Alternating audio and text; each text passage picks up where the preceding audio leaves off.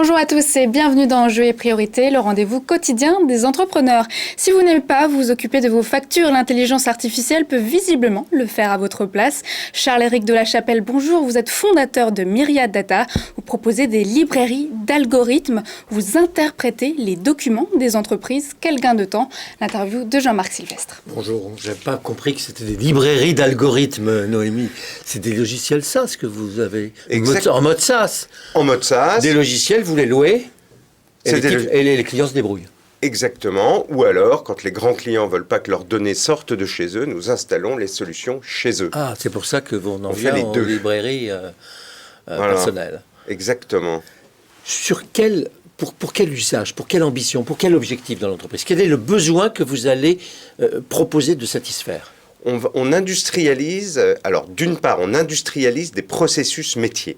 Ça veut dire que si vous avez des choses qui sont compliquées à faire à base de saisie de documents, de lecture de documents, d'interprétation du contenu des documents, on a une IA qui réalise ces tâches à la place de vos collaborateurs sans erreur, sans fatigue. Il y a un gros gain de valeur ajoutée. J'achète un aspirateur hyper compliqué, j'ai pas le temps de lire le mode d'emploi, vous pouvez me le faire à ma place. Alors nous, on lit les modes d'emploi. Par exemple, on a un grand client dans le e-commerce, on répond pour lui aux questions de ses clients. C'est-à-dire que les clients ils se sont aperçus que dans 95% des cas, les clients posaient des questions dont les réponses, avant d'acheter, dont les réponses étaient dans la description du produit, mais qu'ils avaient manifestement mal lu. Donc nous, on a une IA qui lit la question, qui regarde la documentation, et si on trouve la réponse dans la documentation, on répond directement au client, sans intervention humaine du e-commerçant. Qu'est-ce qu'il y a comme autre grand processus de métier dont vous pouvez vous occuper alors ? Alors, on s'occupe toujours de diminuer les coûts et d'améliorer la qualité dans les processus. Par contre, on a musclé notre jeu pendant le confinement et on s'est aperçu aussi que pour arriver à faire ces solutions, on avait développé une grande capacité à comprendre les enjeux des clients, à les aider à gérer la problématique du changement des habitudes, du changement tout court d'ailleurs. Ah oui, là, on est dans le sérieux, là, c'est autre chose, là. Et donc, du coup, on a développé une activité de conseil, et aujourd'hui, on accompagne des clients comme Engie, comme LVMH, ou comme Malakoff Humanis, sur les changements et comment la data peut les aider à améliorer leur productivité, des changements impactés par la crise.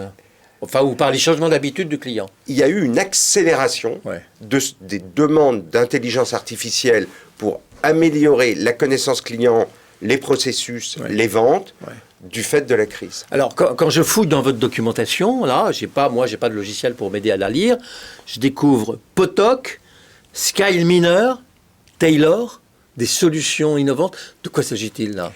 Alors, on est dans un dessin animé, là. Alors, Taylor, c'est la grosse bibliothèque, je dirais, de librairie qu'évoquait votre collègue tout à l'heure, qui permet, le Taylorisme, c'est l'industrialisation, Taylor, c'est un mathématicien connu dans les dérivés, et donc qui a été à l'origine en grande partie de l'IA, et Taylor, c'est également le tailleur qui va mettre aux mesures de chaque client la solution. Donc votre algorithme, il permet de... On l'adapte. Il a besoin d'être adapté au set des données de chaque client. En fait, l'IA, c'est pas magique. Si vous demandez à une IA qui sait jouer aux échecs de jouer au jeu de Go, elle pourra peut-être le faire, mais ça demandera une adaptation. Et donc, nous, on réalise cette adaptation, au cas le cas, pour chaque client. Donc, il y a une part de manpower, d'intelligence, de connaissance client, compréhension métier, d'interview.